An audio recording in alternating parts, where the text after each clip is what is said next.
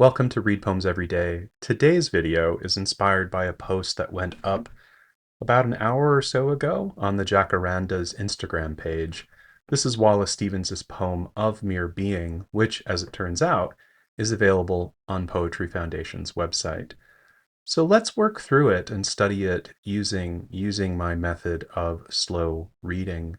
To be transparent, I know Stevens's work very well. I wrote a chapter about his poetry in my doctoral dissertation. I've turned that chapter into a couple scholarly articles, which most of you can probably find online somewhere if you're curious. And this relates to my interest in Stevens because I'm particularly interested in his later work, and especially in how we might read his poetry as involved in questions about growing old, growing older, aging. And this poem, I think, is the last poem he wrote, or at least it's one of the last ones he wrote before he died in 1955. So that's some context about me and my work, my interest in Stevens. But I'm going to try to bracket some of that out as I just work through some of my steps of slowly getting to know a poem that I kind of already know. So there's a way in which we're coming at this poem, beginning at kind of the final step of my process, looking again by working back through these other steps I've developed, in the years following my dissertation. But with that said, let's hear it. It's not very long. Of Mere Being by Wallace Stevens. The palm at the end of the mind, beyond the last thought, rises in the bronzed core.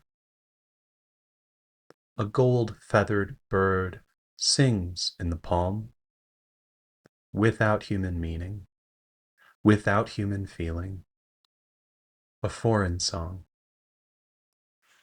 You know, then, that it is not the reason that makes us happy or unhappy. The bird sings, its feathers shine. The palm stands on the edge of space. The wind moves slowly in the branches. The bird's fire-fangled feathers dangle down. That last line, what a killer. My gosh. I'm not sure I've ever put Stephen through the process of counting beans before, but let's do it here. So this poem again is not very long. We're talking about a poem that's 5, 6, 7, 8, 9, 10. I think that makes it 12 lines long. 12 lines. Was that 4 stanzas? Yep, 4 stanzas. 4 tercets. So 3-line stanzas. Pretty simple. Pretty simple. They are the lines of variable length, right? This is pretty common in Stevens. They're none of them are kind of overly long or spill over well past others, but then again, a gold-feathered bird is arguably 4 beats, just 4. And that in the bronzed core, that's 5. Sings in the palm without human meaning, that's 10. So we actually do have quite a lot of variation here, 4 to 10 beats, depending on how things are going. Um, what else might we say about it? Should we track enjambment? Yeah, let's do that. We have an instance of enjambment here in line 2, so rises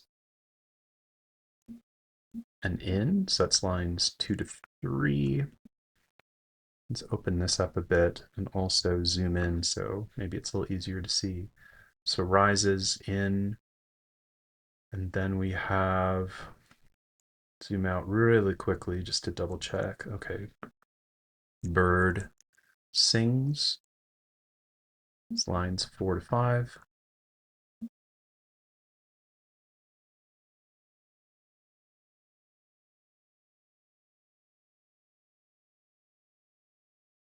Reason that. What an odd line that is. You know then that it is not the reason that makes us happy or unhappy. Excuse me. Stevens is very good at this throughout his career.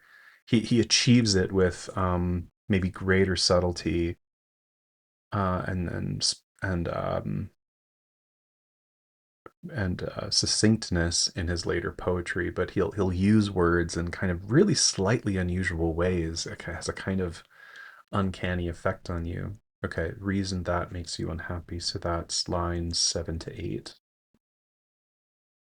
And then that's it. So there's only 4 instances of enjambment. So line 2, line 4, line 7. So 3 instances, sorry, miscounted. 3 instances of enjambment. For the most part, each line has a punctuated pause. Okay, speaking of punctuation, and we'll spell it right, we have commas throughout. So line 1, 2, 3. Poem is short enough. I think I can list them all. Line 5, line 6. There are no commas in the third tercet. And I don't see any commas here either. My cat has just joined me up on the desk, so hello. So if you hear some weird sounds coming in, that's her. Hi, honey. This is around the time they start to ask for dinner, even though their dinner isn't technically supposed to happen for another couple hours. Put you on the floor, okay? Actually, you want to see her? There she is. There she is. She'll come. She'll be back. Trust me. Okay. So commas. We do have a hyphen in line 4. Periods in line 6, 8, 9. 2 of them in line 9, 10, 11, and 12. Wow, that's kind of wild, huh? There's only one period in the first 6 lines, and there are 1, 2, 3, 4, 5, 6 periods in the last 6 lines. That's kind of wild. Okay, hyphens. There's also another hyphen I missed. Line 12, fire fangled. So you have gold feathered and fire fangled as your 2 hyphenated words. And is that it? An apostrophe in line 12. Apostrophe in line 12. Okay, I think that's all the punctuation. When I watch this back, I'll maybe have to add a little note correcting myself. Pronouns.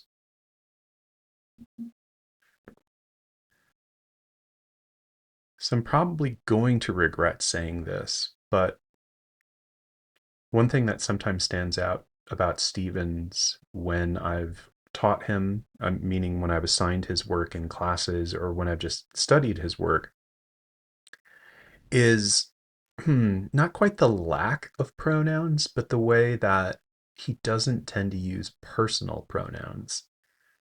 Very few we's, very few I's, although I do see an us in the poem. So maybe I'll regret saying that. If you're a Stevens scholar, feel free to correct me. Maybe I've been off base about that. Hmm. Okay, so let's look at the top here. No pronouns in tercet 1. No pronouns in tercet 2. It's not till 3 that we get you. So that's line 7, you. Us in line 8. It's in line 9. This is the bird.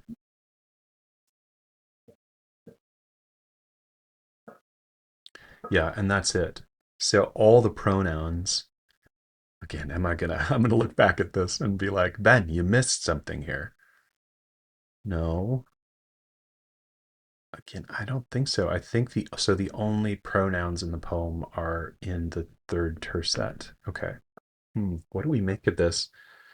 So it's 12 lines, short poem.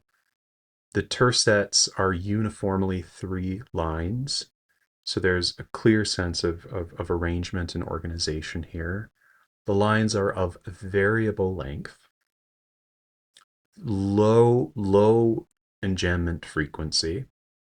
I'm not sure that's an actual thing that's ever measured. Maybe I'm the only one who's ever bothered to count them. But so yeah, about a fourth of the lines are only 25% of the lines are enjambed. Rises in, bird sings. Two of them involving a verb. Bird sings. Rises in, bird sings, and then reason that. So the third instance doesn't involve a verb, but does break across um, 2 clauses, right? Right. And then yeah, we already noticed that the periods start to really kind of pile up in the second part of the poem. What do we make of that? And then low pronoun frequency. Okay. I think one thing that's really challenging about Stevens, if I'm right about the low pronoun frequency, is that using this method, even though we've worked through and counted the beans, where it's pretty difficult to get a handle on exactly what's kind of going on.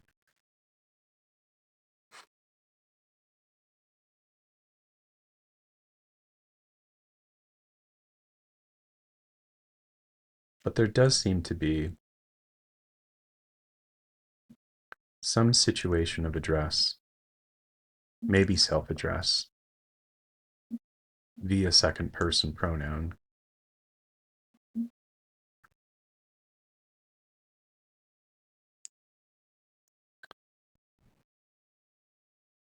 Situation of address that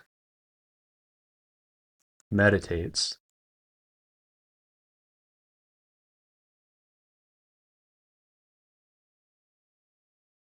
meditates. Hmm.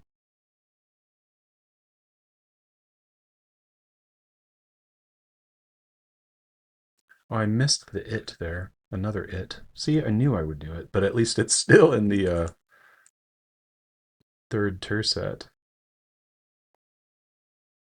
So that's line 7. So this is also the bird. This actually is halt. Um,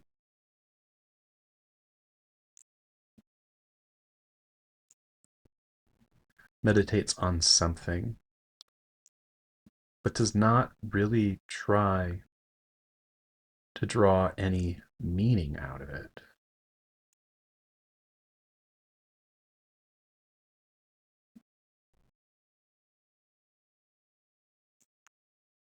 The meaning comes instead through careful visually loaded inventories.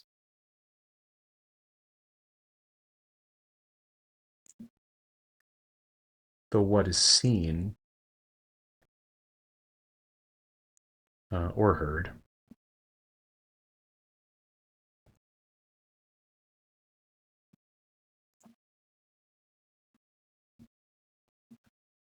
Let's say sensuously loaded inventories. The what is seen or heard is not assigned to any specific significance.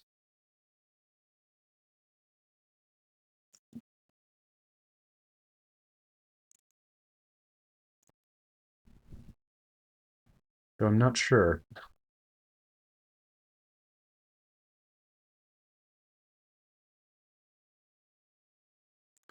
how the counting bean details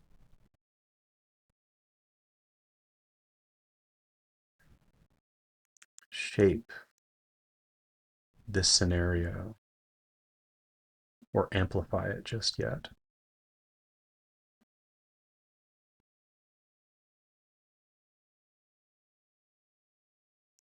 Hmm.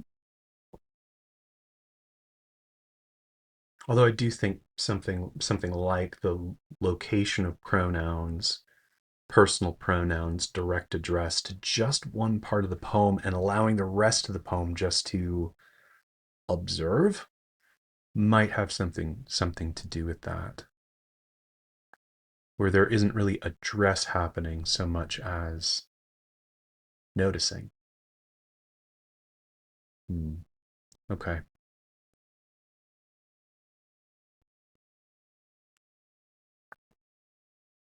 Form and figure. Oh no, sorry. Sound and sense. Skipping ahead.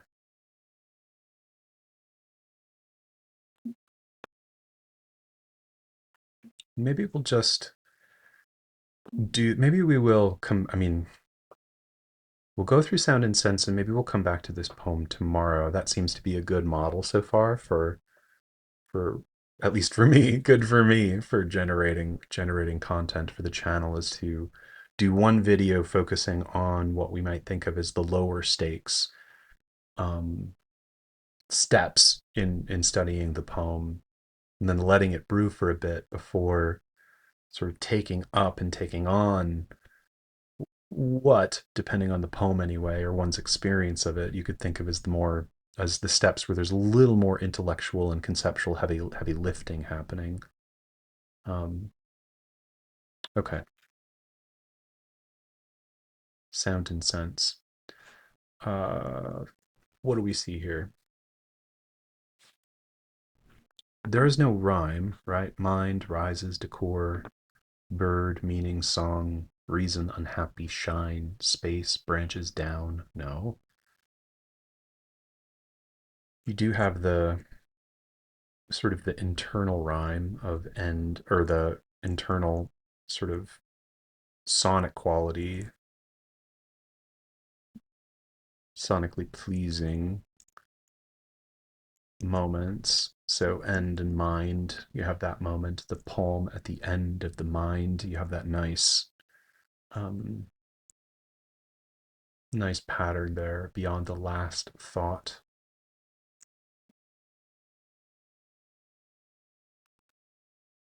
Rises the bronze, rises bronze for 2 to 3.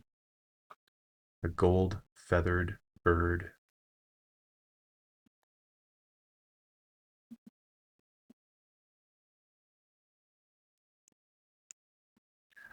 You have an instance of repetition without in lines 5 to 6.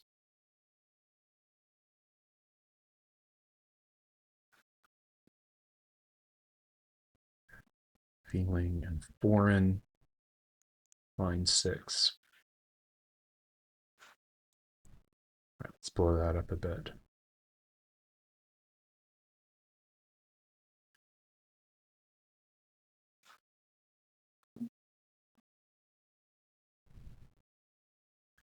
So you have these instances of rhythm or meter. I don't know the right word here, but at the end of the mind in line 1. So it's not just about the alliteration of end, or the, yeah, sure, that sort of pattern of consonant sounds and end in mind. You have the whole phrases at the end of the mind. Um, the bird sings, its feathers shine. Those crunching two very short sentences into one line, creating both a caesura and a hard punctuated, strong punctuated pause there at the end. So that's line 6. No, sorry, that's line 9.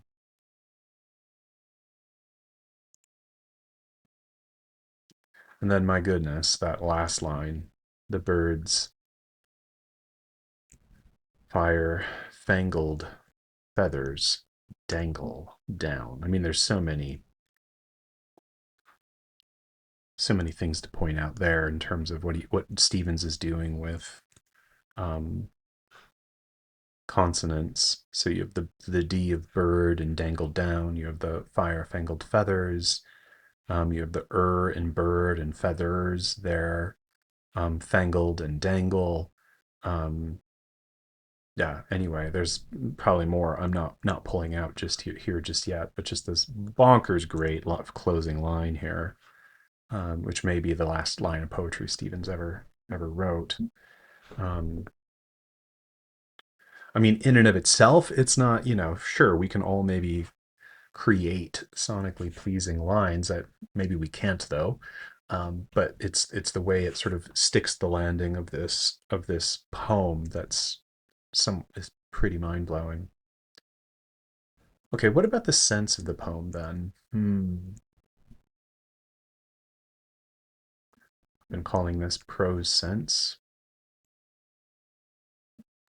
So stanza one, what's going on here?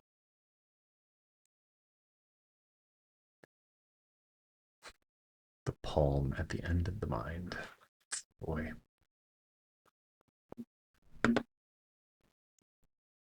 Statement of an object that inspires the speaker's act of description. Note how general I have to be here with Stevens. There's not a clear concrete situation here. Um, our only sense of being a sense of location is the end of the mind. And we have to wonder, is this death? Death, sleep, consciousness? It's unclear, what kind of location that is. Does a mind have an end? And it seems like the only possible end would be death. Um, Statement of an object in relation to the initial object. So the bird, so the palm is the object in stanza one. Let's say a statement of another object. This would be the bird, palm, right? So you have a palm at the end of the mind, beyond the last thought, rises in the bronze decor.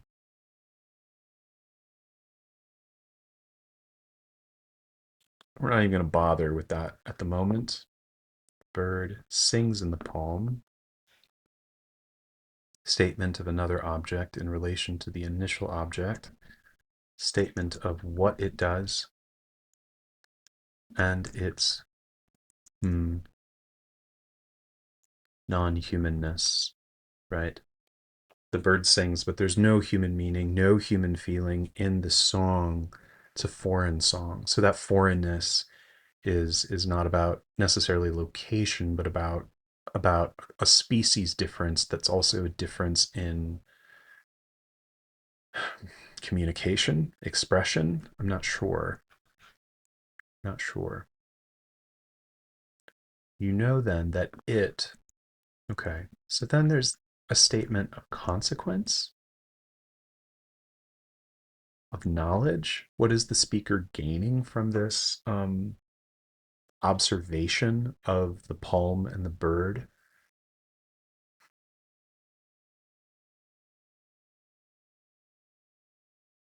You know then that it's unclear, is it the bird or the palm? Both? Unclear. I think when I was doing the pronoun tracking a few minutes ago, I said it was a bird, right? Yes, I said it was a bird, but it's not entirely clear.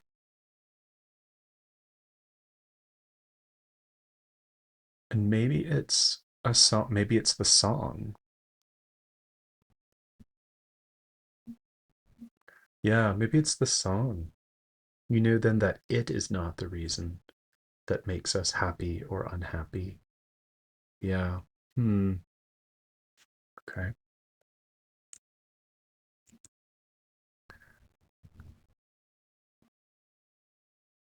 Statement of consequence or knowledge with respect to human feeling. What meaning we think we might extract from the bird song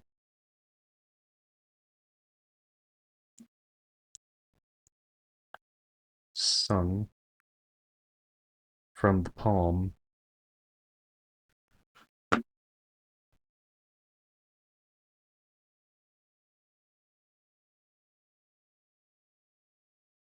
and for some reason I was thinking palm meant palm tree, but of course palm can also be the palm of a hand.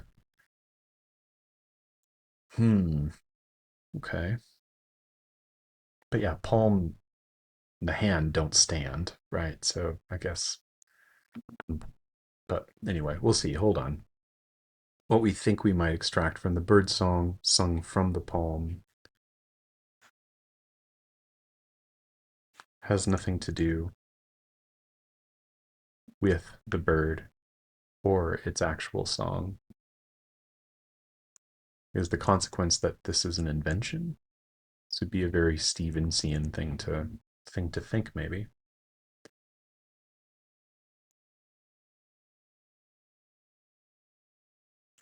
The poem ends not with elaborating on this consequence,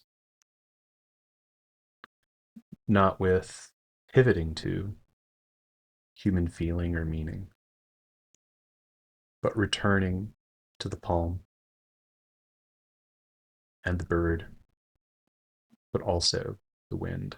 Of course, the reference to branches is why I was thinking it was a palm tree. Um, okay, and now we have palm is now